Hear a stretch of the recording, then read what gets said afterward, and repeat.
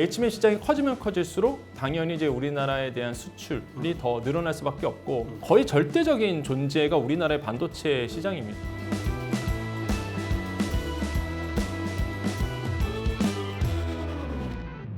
수출 효자 품목인 반도체가 지난해 1분기 바닥을 찍고 서서히 올라 2024년 수출에 총신호를 켜고 있습니다. 2024년 국내 반도체가 얼마나 대단한 활약을 할지 지금부터 알아보겠습니다. 권혁중 경제평론가와 함께합니다. 안녕하세요. 네, 안녕하십니까. 새해 복 많이 받으십시오. 네, 새해 복 많이 받으십시오. 예, 반도체 수출이 1년 3개월 만에 100억 달러를 넘어서면서 우리나라 수출 전망을 그런대로 이제 밝게 하고 있는데요. 네. 그런데 이에 관한 좀 자세한 내용을 좀 알려주시죠. 반도체가 작년 하반기에 네. 들어와서 굉장히 수출이 많이 늘었습니다. 네.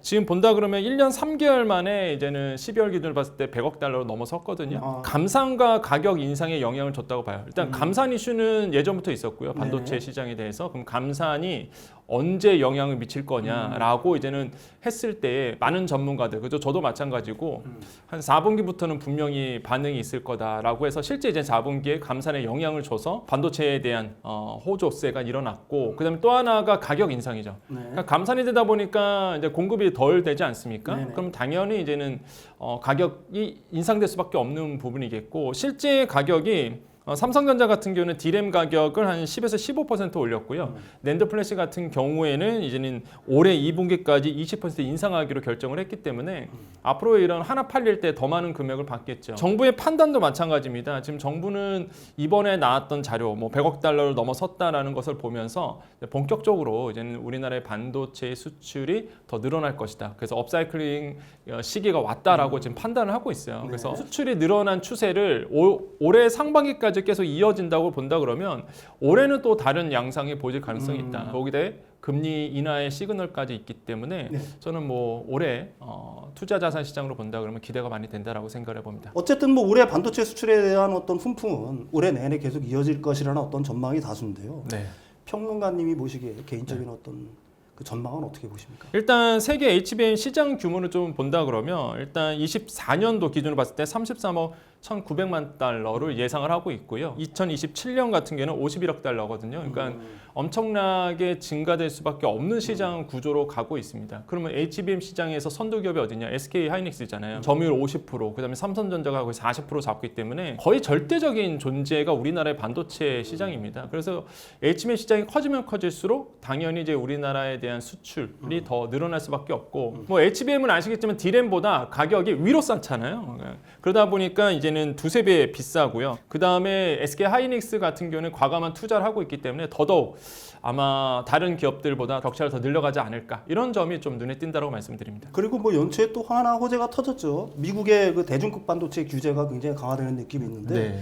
결국은 뭐 레거시 반도체까지 중국산을 갖다가 쓰지 않겠다는 얘기잖아요. 맞습니다. 그런 측면에서 우리나라 반도체 업계에는 삼성전자나 SK 하이닉스뿐만 아니라 그 레거시 반도체를 만드는 이런 회사들한테도 좀 좋은 영향이 있을 거라는 어떤 기대는 충분히 됩니다. 네. 예. 작년도 같은 경우에는 사실 네. HBM의 어떤 돌풍이다. 반도체로 범위를 좁혀보면은 사실 그런데 올 초부터, 작년 말부터 해서 올 초까지는 CXL이라는 얘기들이 굉장히 많이 나와요. 이 반도체를 갖다 공부하다 보면 굉장히 어렵고 공부해야 될 것도 많은데 CXL 뭐 굉장히 생소하잖아요. 네네. 이게 얼마나 대단한 기술인지 네. 좀 전반적으로 좀 설명 좀 해주시죠. 간단하게 그냥 설명드릴게요. 여러분 네. 이제 컴퓨터 하시다 보면은 우리가 흔히 이런 얘기 하잖아요. 야, 버퍼링 걸렸어. 이러잖아요. 그러니까 버퍼라는 개념을 이해하시면 이걸 좀 이해할 수 있는데, 그러니까 버퍼라는 개념이 왜 생기냐면 보통 이제 GPU와 이제 CPU 두 가지 주축이 있습니다. 네네. 이게 서로 이제는 데이터를 교환하게 되죠. 중간에 매개체 역할을 하는 게 메모리 반도체예요. 네네네. 여기 이제 데이터를 읽고 쓰고 하는 건데 CPU는 데이터를 주고요. GPU는 그걸 읽어드리거든요. 근데 컴퓨터 안에 있는 통신 기술들이 서로 다릅니다. 네네. 그러니까 직접적으로 연결을 못하고 네. 이런 어떤 버퍼라는 공간을 통해서 이제 병렬 구조로 이게 연결되거든요. 그러니까 직접적으로 소통이 안 돼요. 그러다 보니까 버퍼라는 게 생겨요. 근데 이 CXL은 뭐냐면, 많은 분들이 CXL을 그냥 뭐 반도체 이렇게 알고 있는데 그렇지는 않고요. 그러니까 서로의 통신 규약입니다. 컴퓨터 안에 들어가면 다양한 장비들이 있잖아요. 저장 장치도 있고 CPU도 있고 GPU도 있고 여러 가지 있는데, 이거를 서로 직접적으로 통신할 수 있는 규약, 그 인터페이스를 얘기해요. 네네. 그럼 이게 이제 새롭게 나왔는데, 그럼 그게 왜 좋느냐? 빠르게 서로 데이터를 오고 갈 수 있겠죠? 훨씬 더 호환성이 좋아지겠죠? 거기에 필요한 DM을 우리가 보통 이제 CXL D램이라고 보통 얘기하는 거예요. 그거를 삼성전자와 하이닉스가 만들고 있는 겁니다. 그러니까 기술 개발에 들어간 거고 이제 양산을 하겠죠. 그래서 이제는 이 CXL D램이 이제는 각광을 받고 있는 거예요. 그럼 이제 특징을 좀 말씀드리면 아까 말씀드린 것처럼 이제 서로 통신 규약이 좀 직접적으로 연결되다 보니까 그 시장은 앞으로 더 넓어질 수밖에 없고요. 그 다음에 이 CXL D램 같은 경우가 DDR5 규격보다요 반도체 효율이 높습니다. 이게 두 번째 특징이고 세 번째 특징은요.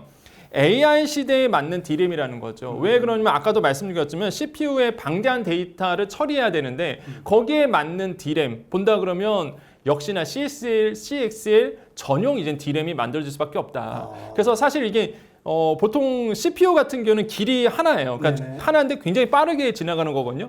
그거를 이제 도와주는 게 바로 CXL D램이다라고 보시면 되겠고 가장 큰 중요한 이유가 기존 서버를 교체하지 않아도요. 이거를 그대로 쓸 수 있습니다. 그러니까 굉장히 호환성이 좋아지는데 그럼 여기서 이제는 하나의 문제가 뭐냐면 그러면 기존 서버를 바꾸지 않고 내가 CXL 이 D램이 개발이 되면 그대로 쓸 수 있다. 그러면은 문제는 그 서버에 들어간 OS 네네. 이게 호환이 되느냐는 거죠. 잘 맞느냐. 그래서 이번에 삼성전자와 레드햇이 그 실험을 통했죠. 검증 작업을 했었습니다. 문제가 없었단 말이에요. 그러니까 이제는 그러면 이제는 기업용 서버에도 이 CXL D램이 잘 호환이 맞는다라는 거 입증이 됐기 때문에 이게 또 호재로 작용을 했고요. 지금 삼성전자가 가장 앞서 있습니다. HB 시장에서 SK 하이닉스한테 선두를 뺏겼기 때문에 지금 이거는 잡는다라는 생각으로 지금 가장 기술 개발이 잘 된 회사고요. 뭐 세계에서 가장 많이 관심을 또 받고 있다라고 생각을 해봅니다. 어쨌든 뭐 지금 시장에서 가장 큰 관심을 두고 있는 거는 연준의 어떤 금리 인하가 과연 언제쯤 일어날 것이냐. 그게 이제 뭐 시장의 어떤 초미의 관심사인 것 같아요. 금리 인하가 뭐 생각보다 좀 빨리 좀 한다라고 하면은 글로벌 시장, 미국 뭐 주식시장뿐만 아니라 어느 정도 풍은 어느 정도 예상이 되고 있는데 올해 미국 금리 인하 그 경로 아니면 흐름 어떻게 전망하고 계십니까?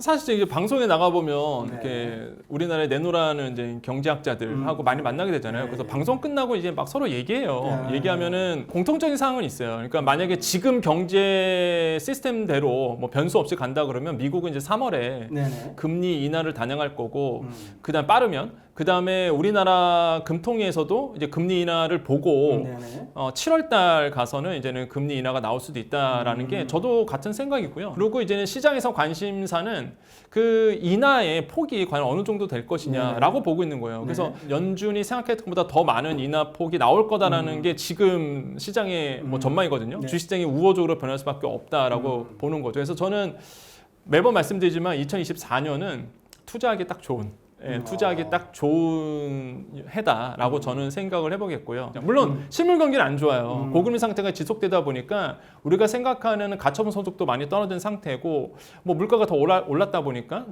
내 지갑은 얇아지는데 근데 이제 투자 시장은 또 그렇지 않다는 거죠. 투자하기에는 먼저 선행돼야 되는 부분이다 보니까 저는 뭐 굉장히 우호적인 시장이 아닐까 투자하기에 이런 생각을 갖고 있습니다. 적어도 상반기는 매크로적인 환경도 긍정적이다 이렇게 말씀해 주시는 것 같아요. 반도체 훈풍이 주식시장 전반에 퍼져 투자자분들의 웃음소리만 가득한 한 해가 되길 바라보겠습니다.